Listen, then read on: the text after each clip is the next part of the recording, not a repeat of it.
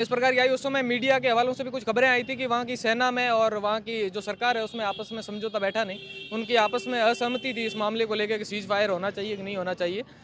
तो वो भी कारण हो सकता है। वो उस देश का मालिक कौन है, सेना है, आतंकवादी है, जनता है, सरकार है, उसका अभी तक कुछ पक्का पता है नहीं। जब पता चलेगा तब अपन उनसे भी समझौता कर लेंगे अलग से। रमेश सोलंकी एडवोकेट हूँ मैं। हालांकि आज संडे है और फिर भी ब्लैकआउट ख़त्म होने के बाद मार्केट में हलचल अच्छी है, चहल पहल है। लोगों में बिल्कुल भय नहीं है, भारतीय सेना पे पूरा विश्वास है और भारत की जो सरकार है और प्रधानमंत्री नरेंद्र मोदी और तीनों सेनाओं के प्रमुख हैं, उन पर पूरा विश्वास है कि कुछ भी हो जाए वो भारत की किसी भी हिस्से पे कोई भी तकलीफ नहीं आने देंगे। और मार्केट में अच्छा माहौल है और पूरा विश्वास है, लोगों में आत्मविश्वास है। कल शाम को युद्ध विराम का जो है एक नोटिफिकेशन आया और उसके बाद जो है रात 3 घंटे बाद ही जो सीज फायर है उसका उल्लंघन हुआ। देखो, ये तो इतिहास पहले से ही है कि पाकिस्तान हर बार इस तरह की कायराना हरकतें करता रहता है। पहले भी कई बार ऐसा किया कि सीज़ फायर की बात करके और उल्लंघन किया, तो ये उसके खून में है, इसलिए इस पे कोई बड़ा आश्चर्यचकित होने की बात नहीं है। हमारी सेना मुस्तैद है और हर तरीके से निपटने के लिए तैयार है। विश्वास में लेकर उसका हाथ जो है वो किया गया है। हाँ, बिल्कुल, ये उसका शुरू से ही चरित्र ऐसा ही रहा है। आज से नहीं, जब से ये पाकिस्तान बना, अलग हुआ, तब से उसका चरित्र है। और एक जाति विशेष जो उस क्षेत्र में रहती है, उसका इतिहास ही झूठ पे टिका हुआ है। मेरा नाम मांगीदान है।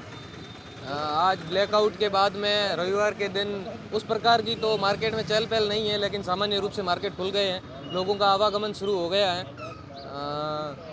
यहाँ पे भी मजदूर व्यापारी वर्ग था, वो उनमें भी जो डर का माहौल था वो नहीं है। अब सामान्य रूप से सारी मार्केट्स खुल गई है, गाड़ियाँ भी आने जाने लग गई है। प्रशासन में भी अब थोड़ी सी ढील दे दी है, पहले जितनी कठोरता नहीं है। तो कल शाम को जिस प्रकार से थोड़ी बहुत जो है मार्केट में कहा कि मार्केट खोल सकते हैं और उसके बाद से अचानक सायरन बजने लगे, तो किस प्रकार से लोगों में भय बैठ गया। तब तक आपको फिर बारहवीं के आसपास के इलाके में जो धमाके सुनने को मिले, तो क्या आपने सुना और क्या आपने देखा? दरअसल Russian S-400 air defence system के बाद में अब जितने भी ड्रोन्स आते हैं वो तब पटाखे लगने लग गए हैं। डर का तो माहौल नहीं था, लेकिन छत पे देखा हमने, कौतूहल भरा। वैसे डर का माहौल होना चाहिए, ऐसा था नहीं, क्योंकि इस बार हमें सेना पर बहुत अधिक भरोसा था। टेक्नोलॉजी में हम बहुत आगे हैं, हमें पता है उनके पास कैसे सिस्टम्स वगैरह है। हमारी वैज्ञानिकता, सटीकता बहुत तेज़ है। और पाकिस्तान ने जो ब्लैकआउट सीज़ फायर समाप्त करने के बाद में भी उसने जिस प्रकार की कायराना हरकत की है, उससे दोनों देशों के बीच में थोड़े संबंध वापस बिगड़ने के हालात थे, लेकिन अभी स्थिर हैं। जंग हमेशा मैदानों में लड़ी जाती हैं, जीती टेबलों पे जाती हैं। अब टेबल के ऊपर जो होंगे उसका ऐतिहासिक परिणाम क्या आता है वो बाद में पता चलेगा, अभी हमें इतना पता नहीं चलेगा।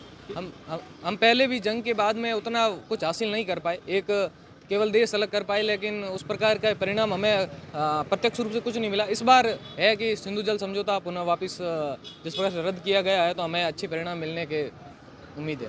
तो सिंधु जल समझौता जो है वो रोका गया है, तो अब लगता नहीं कि पश्चिमी राजस्थान को बड़ी खुशी मिलने वाली है, क्योंकि वो पानी जो पाकिस्तान में जाता है वो पश्चिमी राजस्थान को मिल सकता है।